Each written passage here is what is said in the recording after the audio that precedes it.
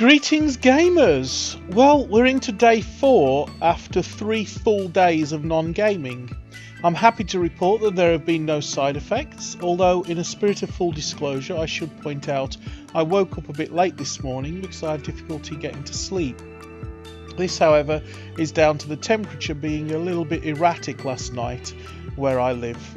It was oscillating from unusually cold to relatively mild, so I was constantly putting on extra quilts and then kicking them off again. That's ironic because the Earth is now at its closest approach to the Sun, called perihelion. We're currently 2 million miles closer to the Sun today than we will be on the 4th of July, even though it's flipping freezing! I'm certainly not going to count the war between the weather and my central heating keeping me awake as a side effect from quitting gaming. So here I am, 72 plus hours game free and still no sign of withdrawal symptoms. With every day that goes by, I feel increasingly confident to claim that I'm not a gaming addict. Which brings me to the substance of this video. How does one go from mild stress relief to ruined lives? In the last video, I talked about how someone could start off by taking a glass of wine to handle stress, or blast a few pixels, and over time this develops into a life-destroying problem. I'd like to first lend some context to this problem. Smoking, drug or substance abuse, gambling addiction, the obesity epidemic, sorry, did I say epidemic? I mean global pandemic, not to mention many other forms of self-destructive obsessions, when not taken in isolation, collectively tell a depressing tale of a broken world that is putting people under far more stress than they can handle. If you are tempted to point the accusing finger at a gamer who has lost control of his or her gaming, or blame the game itself for trapping you in a virtual world, take a pause and look at the problem as a small part of a much larger problem. Problem gaming, gaming addiction, drug dependency, substance abuse, obesity, alcoholism, gambling addiction, smoking, and they're not isolated problems. And even if society is not directly to blame, these problems affect all of us in some way. Addiction isn't even a modern problem, but the perils of drunkenness is warned about in the Bible. In Proverbs we read, "Who has woe? Who has sorrow? Who has strife? Who has complaints? Who has needless bruises?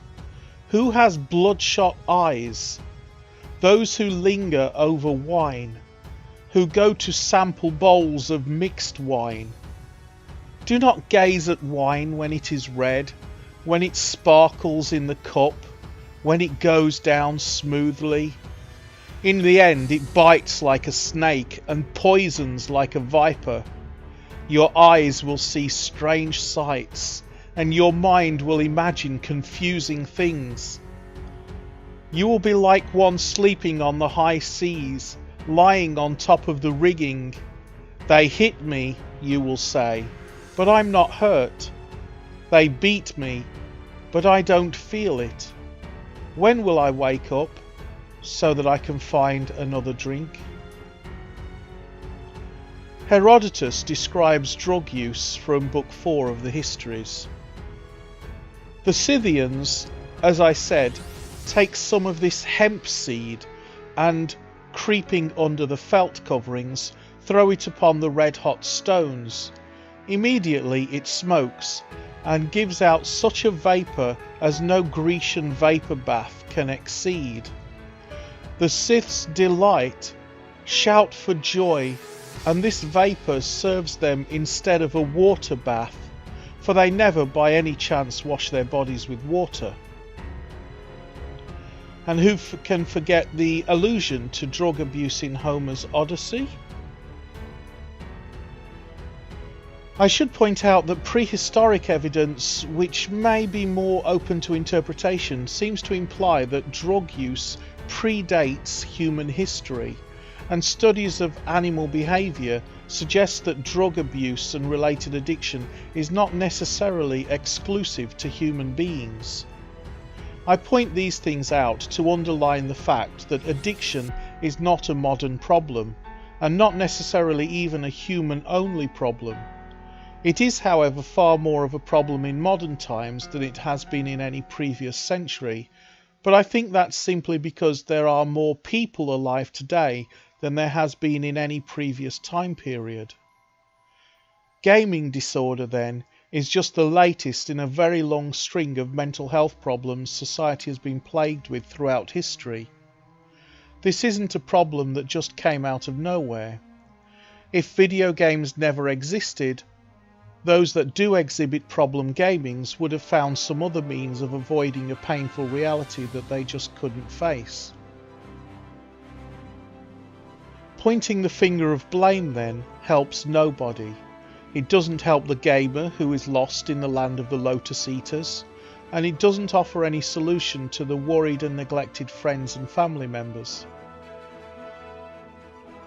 I personally think it would be a lot easier for a problem gamer, or indeed anyone with any kind of addiction, or indeed any life-destroying compulsion, to come forward and seek help if the social stigma were removed.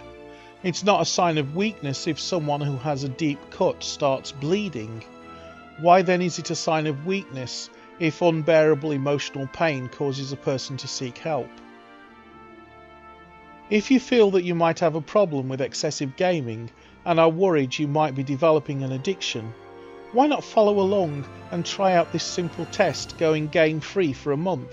Remember, it can be any month and you don't have to start on the 1st. Why not post a comment and let me know how you're doing, and don't forget to hit that subscribe button. But as for me, big fat hairy 72 plus hours and counting non-gamer, I'll look forward to seeing you in another video.